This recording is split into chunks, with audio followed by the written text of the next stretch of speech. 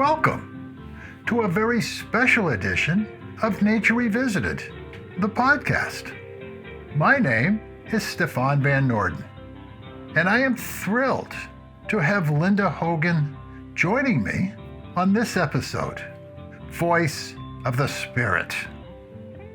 Linda Hogan is a Chickasaw who has spent most of her life writing poetry, essays, and fiction, as well as being a strong activist for indigenous cultures.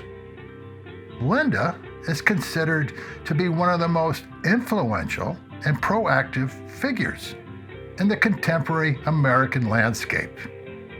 And in 2007, Linda was inducted into the Chickasaw Nation Hall of Fame for her contributions to indigenous literature. Her work includes Dwellings, a Spiritual History of the Living World, and Sightings, the Mysterious Journey of the Gray Whale. Linda also wrote the script for the PBS documentary Everything Has a Spirit. Linda joins me from her home in Colorado. So Linda, thank you for joining me on Nature Revisited. It is an honor to have you here, and I am thrilled to be able to share a part of your story with my listeners. It's wonderful to be here. I would like to start the interview by you sharing one of your poems, The Heron. The Heron. I am always watching the single heron at its place, alone at water, its open eye, one leg lifted, or waiting without seeming to move. It is a mystery scene that never touched until this morning, when I lift it from its side, where it lays breathing. I know the beak could attack, that unwavering golden eye seeing me, my own saying I am harmless. But if I had that eye, nothing would be safe. The claws hold tight my hand, its dun brown feathers, and the gray so perfectly laid down. The bird is more beautiful than my hand, skin, more graceful than my foot, my own dark eye, so much more vulnerable, the heart beating quickly, its own language speaking. You could kill me or help me. I know you, and I have no choice but to give myself up, and in whatever supremacy of this moment, hold your human hand with my bent claws. That is wonderful. Your whole life has been deeply engaged in the natural world, and through your poetry and writings, you have shared this deep relationship with nature with all of us. So let's start at the beginning. Your father was a Chickasaw and served in the U.S. Army. So I am thinking you moved around a lot. How did you come to learn about the richness and the wisdom of your indigenous background? In one way, I have to say I was born this way. Then I had the influence of many people. My uncle was probably the strongest influence, and later my father and I grew together. In the beginning, my uncle started when I was a child, taking me to all of the events where Native people went back in those days. These were the late 40s, the 50s. During the 50s, there was a Relocation Act, That was a very devastating act for Native people. It was the removal of people from their own lands into cities. A lot of the time, they were put on a bus and then that was it. They went to the city and then they were there to fend for themselves. My uncle created an organization, I would call it, where people coming into the Denver area, where he had already arrived, were given help by this group. They were given information about where to spend the night, where to eat, and to get jobs. That was always important to me, that he did that. He also, from the time I was born, decided I was going to be a Chickasaw and I was going to be an indigenous person. So he took me to all of the events. It was largely Northern Plains. The elder women were very hard on me, I have to say, because as a Chickasaw, I had very different ways than they did. I had to learn. I had to learn to live with different communities.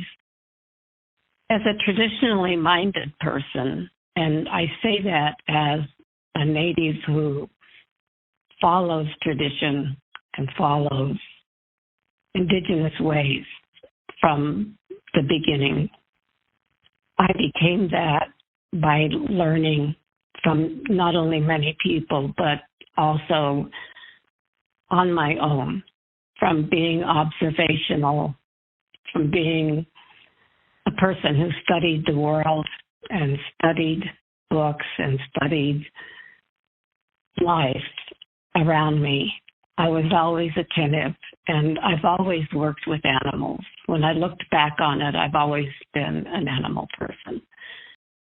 As I've gotten older, I'm also very interested in everything, plants, insects. I even like to study humans, as hard as that is. So in your work, you often express your relationship with animals and the language that they use. When did you first connect with animals, and how did you come to understand them? Well, I've been connected with them all my life, and I think I understand through compassion. I have a great amount of empathy and compassion, sometimes too much, so that it's painful. When I look back on it, all of my studies, all of my jobs, all of the things I've done as a volunteer have included animal life. I've worked with eagles, hawks, and owls. I've taken care of sick animals in my life. My father and I were going to go fishing, and we found a snake. It was a blue racer, and I took it to my home because I thought I would catch a big fish with this big worm that I found. I didn't know the difference between a worm and a snake, I guess. My mother started screaming because I was carrying this snake. My intention was to take it back home. Didn't turn out that way because of my mother's fear of it. It was a beautiful black racer. It didn't get to go home, and it bothered me greatly and still does. In most indigenous cultures, they use an oral tradition. What led you to choose the written word as your main way to express our relationship with the natural world? What fascinated you about language? The written word. Well, when I first read my first poem, I was in my mid-20s, and it was a contemporary poem, and the only things I'd ever read were poems from the 19th century that we had in school books. Those didn't do very much for me, but when I discovered contemporary poetry and I read my first poem, I was amazed at the way you could use words. I was amazed that you could be free with them. You didn't have to rhyme. You could just use words and then create something that happens that I call magic, that there's a heartbeat to it. the poem has a resonance and it comes alive. And so I started writing poetry. I just couldn't stop. I would write on my lunch hour at work. I would write on all my weekends.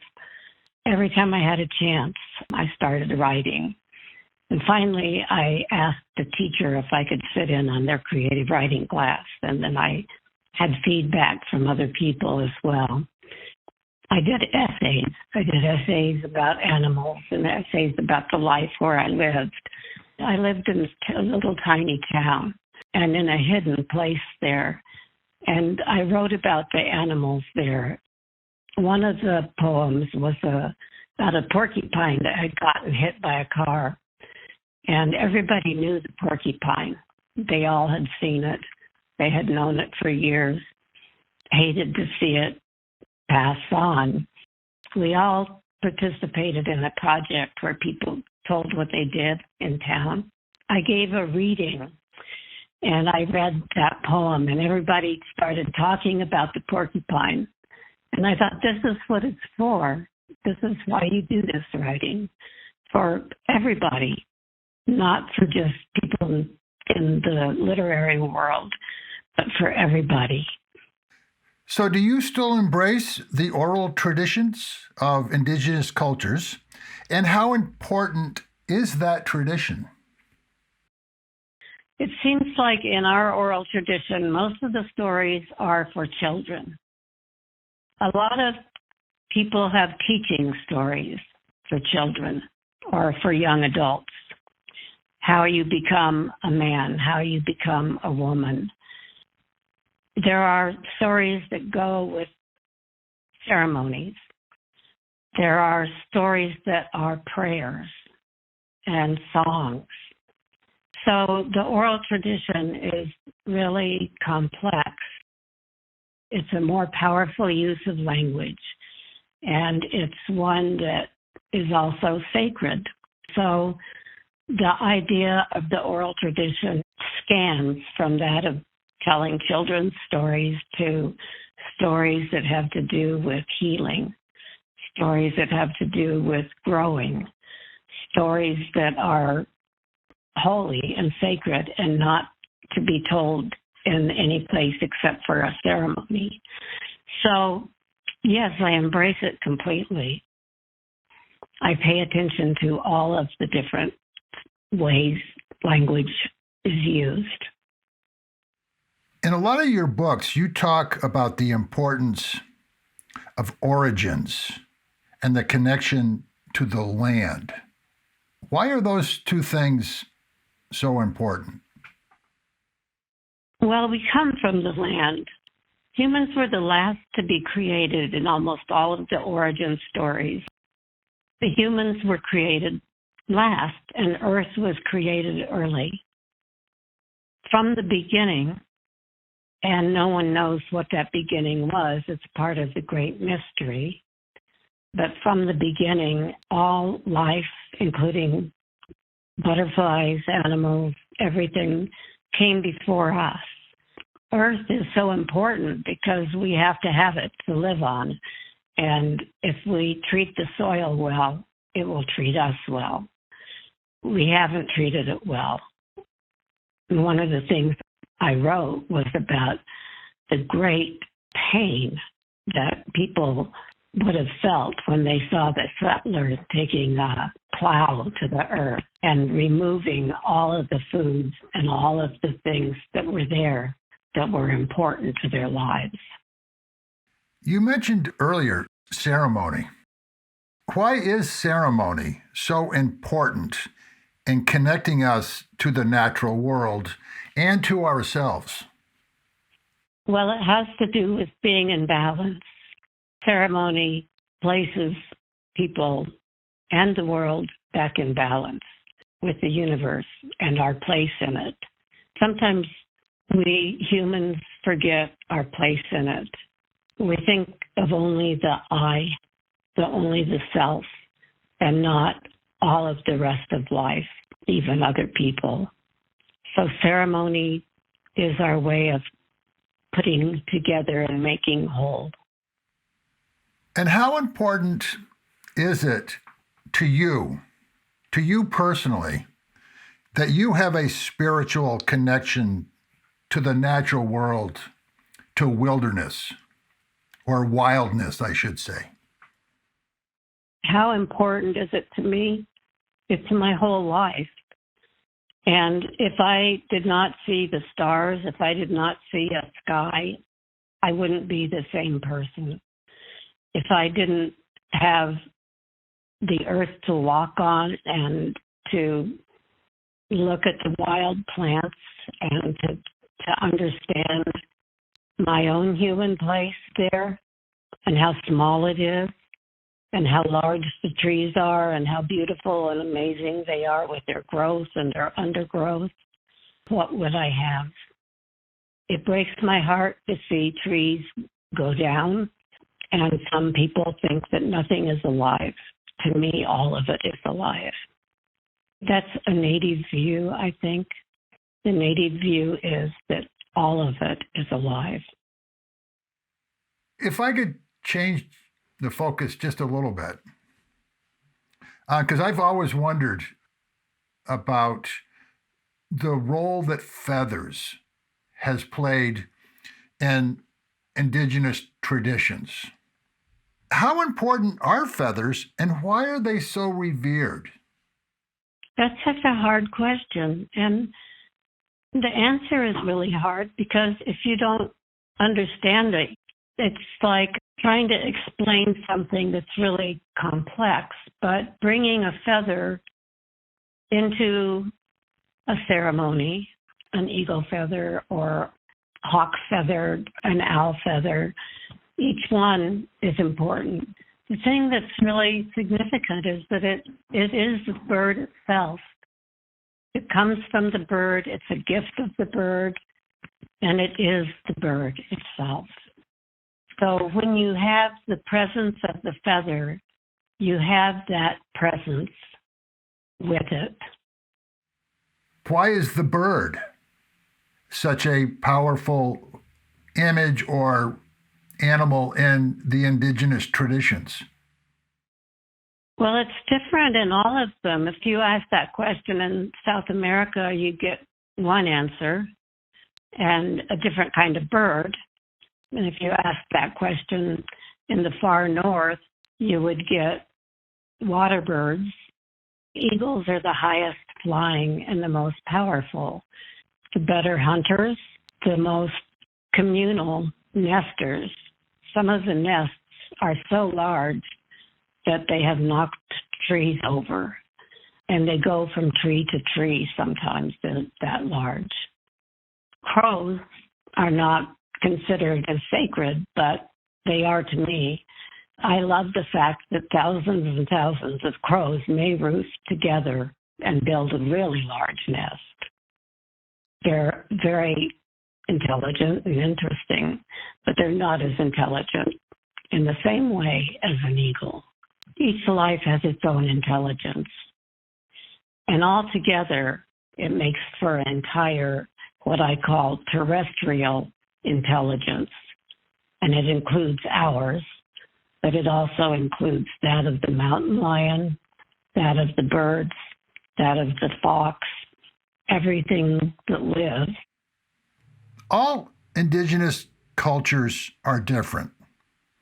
Many cultures don't have a word for nature, yet you are able to describe through your words a world and a wisdom that we don't have a language for with the language that we have. So how important are words? There were several parts to your question, and one was about words. That I think the words create emotion, and if they're used well, they create feeling that stays with a person or thoughts that they might not have had. And so that's the role of literature. That's the role of poetry for me. If there is no word for nature, it's because there is no separation of the human from the world. And so there doesn't need to be a word for nature. If we can work with everyone to make change, and people are wanting to make change, they just don't know how. And I think that writing changes people. I think that people create change, that then it moves on and to other people. A lot of times when people feel hopeless, they forget that there is something that can be done. They just have to know what it is. It's being contagious right now that a lot of people are paying attention. So you've kind of answered my next question, which is, do you think that we are starting to understand and to listen to the wisdom of many of the indigenous people who live here and how they can help us move forward? There's so much interest. We indigenous peoples want to pass on the knowledge. Scientists are coming together with indigenous peoples to learn some of the knowledge. In particular, this began with wildfires, because they didn't have the kind of fires in the past that happen now. In California, for instance, when the tribal people lived in the national parks and were driven out, they knew how to manage the forest. They knew how they lived in it. They lived with it. They were the forest. And now it's returning to that. And non-Indian people are interested. They want to know. Scientists want to know. They're asking questions. So how can someone who would like to learn more about how indigenous cultures and their wisdom can help show us a more natural path forward and show us our rightful place, where would you recommend someone who is not particularly familiar with them, how would you recommend they get started? I think that there are all kinds of starting points, and that some of them are really important. And I think Pioneers, for me, that's one of the best. They have sessions on indigenous knowledge and are fairly steeped in tradition. You can look on Pioneers online. Also, read indigenous writers. This is a country where they're more interested in reading about Indian people than by Indian people. All you have to do is look. Native literature, and there you go. You'll have hundreds and hundreds of books.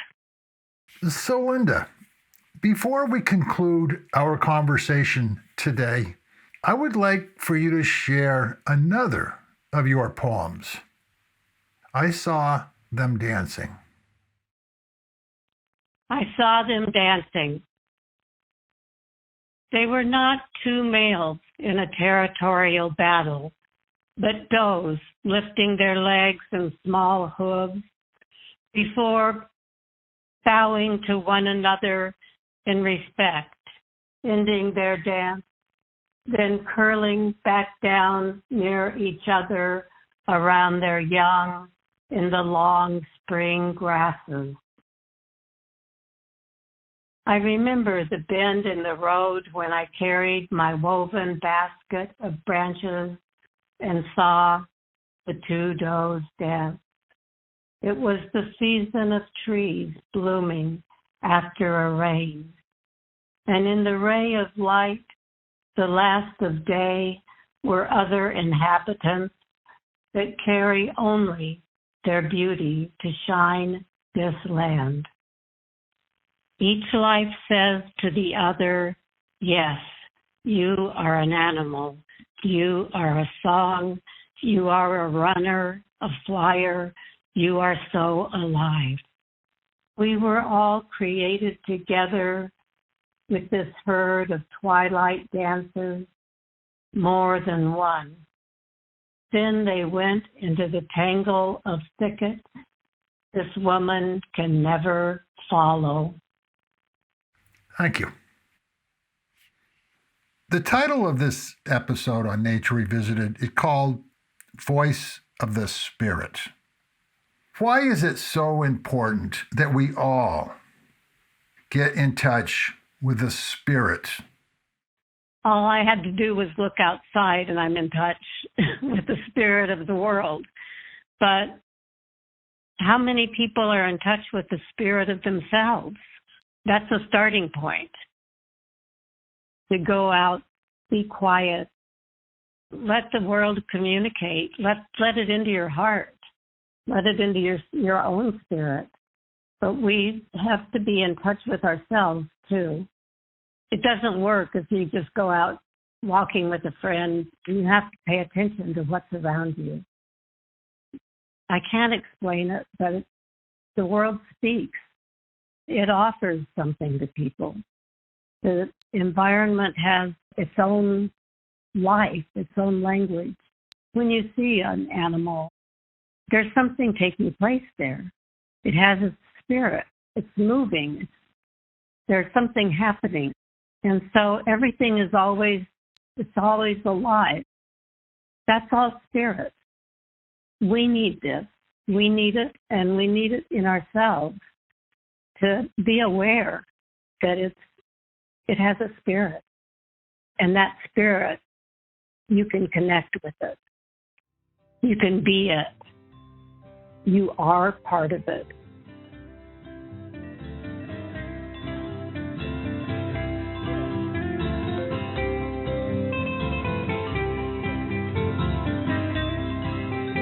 I hope you enjoyed my conversation with Linda Hogan as much as I did. And I hope you will take the time to read some of her poetry, essays, or novels. You can learn more about Linda Hogan at lindahoganwriter.com. I hope you will share Nature Revisited with family, friends, and colleagues, and that you will follow us on Facebook, YouTube, Instagram, or on our website, nordenproductions.com.